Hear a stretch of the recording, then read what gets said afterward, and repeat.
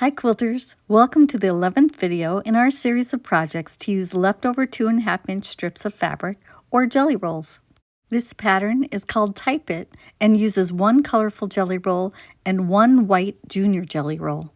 I'm going to be using my leftover strips that have a black background and maybe a little bit of color on them. This time I do recommend pressing first. As I was pressing, I sorted the strips into piles by length.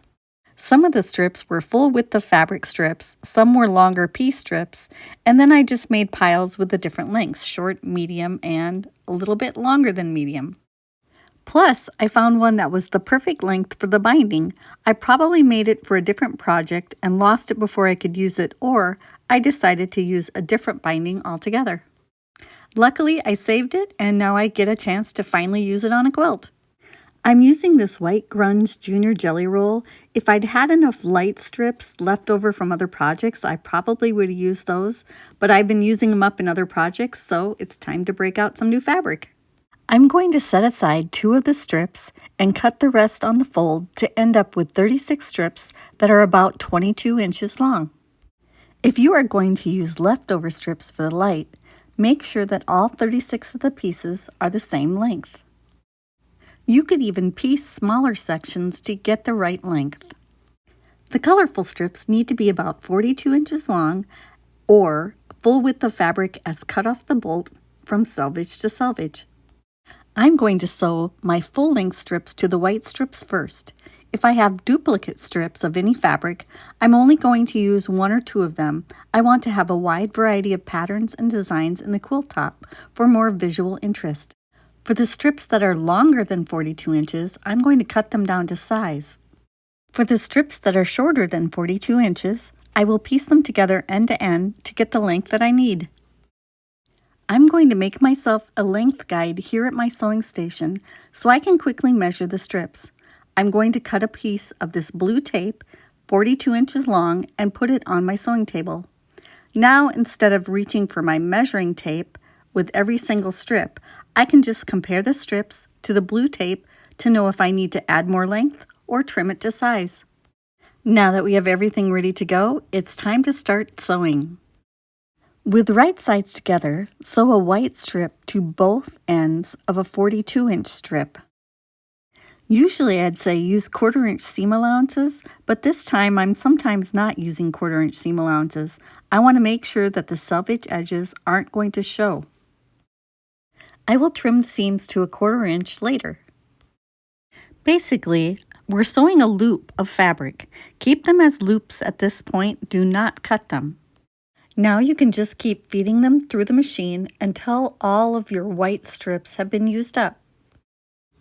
Once I'd used up all my full-size strips, I cut some of the longer strips down to size and used up all of those. The pieces I cut off my longer strips were put in the piles of smaller strips. This quilt pattern is one I've been wanting to make for a long time.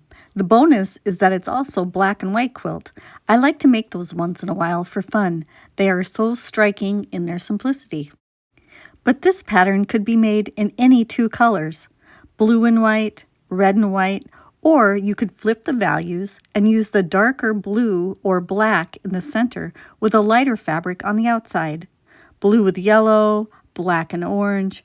You could use any 2 colors as long as there is a strong contrast between the colors. Once I'd used up all my longer strips, I moved on to sewing the short strips together to get the length I needed before I added the white strip. When you are sewing the white strip to both ends of the 42-inch strip, do not worry if the loop gets twisted. I accidentally twisted my loops a few times. It'll all work out when we cut the loops later on. Just keep sewing until you've used all 36 of the white strips.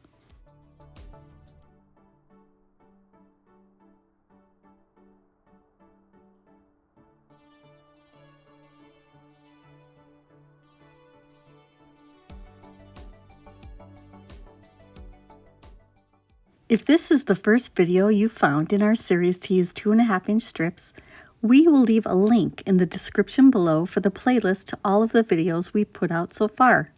Make sure to subscribe so you can easily find all of our future strip videos. The link for the pattern called Type It will also be available in the description below. You can print it right at home.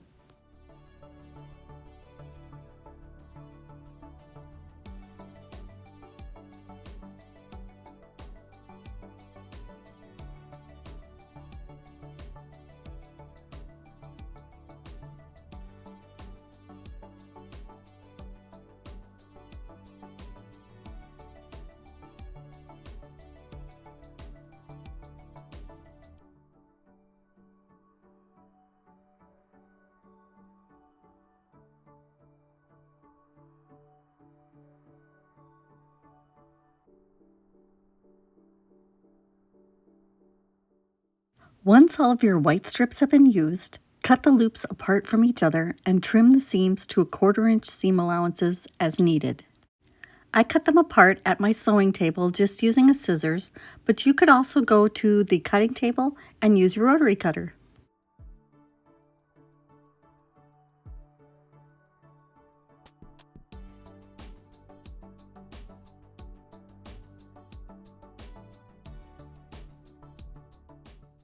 Once they've all been trimmed, it's time to head to the ironing board. Make sure to keep them in loops. Do not cut them apart yet. Just press the seams to the dark fabric or press the seams open if you prefer that.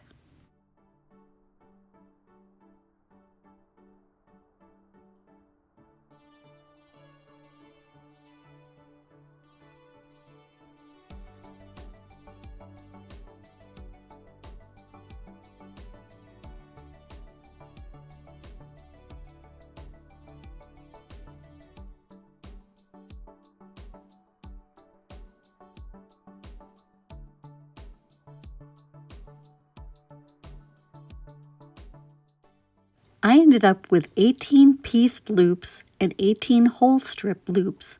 Now I'm just going to pick out 2 of them to sew together, and then I can cut. Now find a place to lay it out so you can cut the loops as you go along. Use the floor or a table, a bed, or a design wall. I cut my first loop in half on the dark part of the loop, and then the second loop, which was a pieced one, I took out one of the off-center seams. Put the 2 strips right sides together and sew them with a 1/4 inch seam allowance. The white strips should not match up. They should be a little bit off from each other.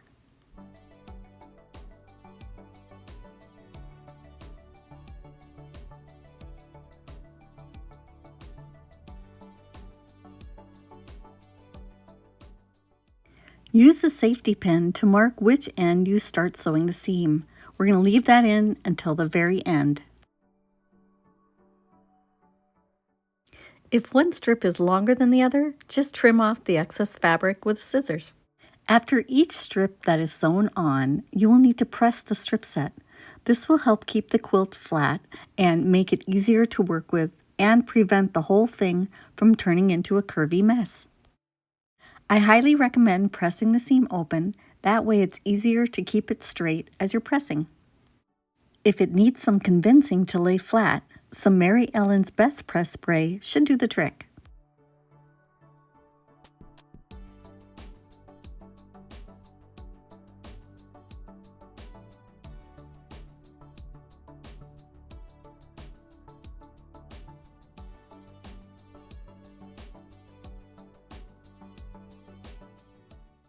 When I press something from the back side, at the end I'll usually turn it around to the front side so I can make sure that I haven't pressed any creases into the front.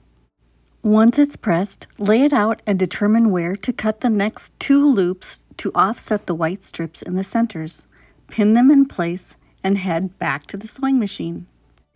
I add strips to each side of the center unit so that I can sew 2 seams each round instead of 1 seam at a time. Start the seam on the opposite end each time you add another row. This will also help prevent it from curving as you add the strips to each side. Keep placing safety pins at the start of the seams so you can keep track of which end you started on. Sometimes the strips will be on top when you add a new strip, and sometimes the new strip will be on the bottom. If you always had the strip on top and you only sewed the seams in one direction, the quilt top would eventually start to make a curve. And it will not lay flat. Alternating the direction of the seam and careful pressing should prevent it from happening. Make a point to remember to mark the starting point of each seam with your safety pins. As you keep adding rows to both sides of the quilt top, there should be a safety pin on every other row.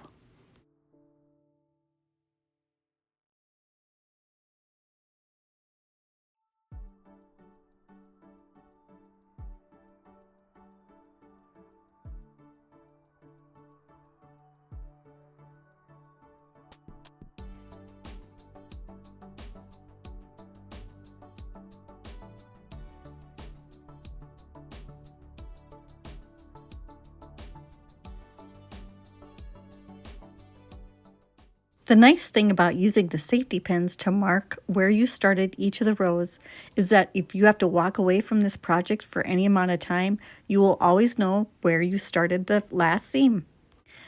Remember to press after adding each of the rows.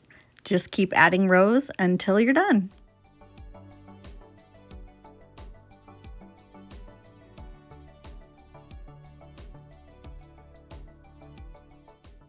The path of the white center fabric can be subtle or jagged. It's all up to you. There's no wrong way to put this together. I was so happy to be using up some of these strips. I had so many that the black background strips had their very own bucket. After you've sewn on the last 2 strips, remove all of the safety pins. The finished size of the quilt is 62 inches by 72 inches. Once the quilt top was finished, I layered it with batting and backing on my long arm quilt frame and machine quilted it. For the batting, I used Warm and White by the Warm Company. In the white parts of the quilt, I used white thread, and on the black parts of the quilt, I used black thread. It's a little more work to keep changing the thread color as I'm quilting, but I sure love the way it turns out. I waited till after I was done quilting the quilt top to trim the sides of the quilt. I started by cutting off the top and the bottom, and then I used a pen and a ruler to mark both sides so I could trim exactly where I needed to trim. I used my giant square ruler and a long ruler to mark the sides with a Choco liner, and then I cut on the line. Waiting till after it was quilted to trim it also helped me from stretching the edges of the quilt top. I sewed the binding to the back side of the quilt and then flip it around to the front side to top stitch it in place with black thread. And here it is completed. Yay! In the white parts of the quilt, I quilted a squiggly line design. In the black parts of the quilt, I used a stipple and spirals design. As I was looking at this, I was realizing that if I'd used a light blue fabric instead of the white, it would have kind of looked like a river flowing down the quilt top. For the backing, I pieced together some leftover hunks of backings from other recent projects. That's a win-win for me because I used up scraps and I didn't need to buy anything new. I only added a few new strips to my bucket this month, so that was good. And I was able to put the remaining black background strips into the bigger bucket. They don't need their own bucket anymore, so that's another win for me. I'm down a whole bucket. I'm going to do my happy little I emptied a bucket dance, and I will see you next month for another strip quilt. We hope that you will hit the like button, leave us a comment, share with your quilting friends, and subscribe. Thanks for watching, and happy quilting!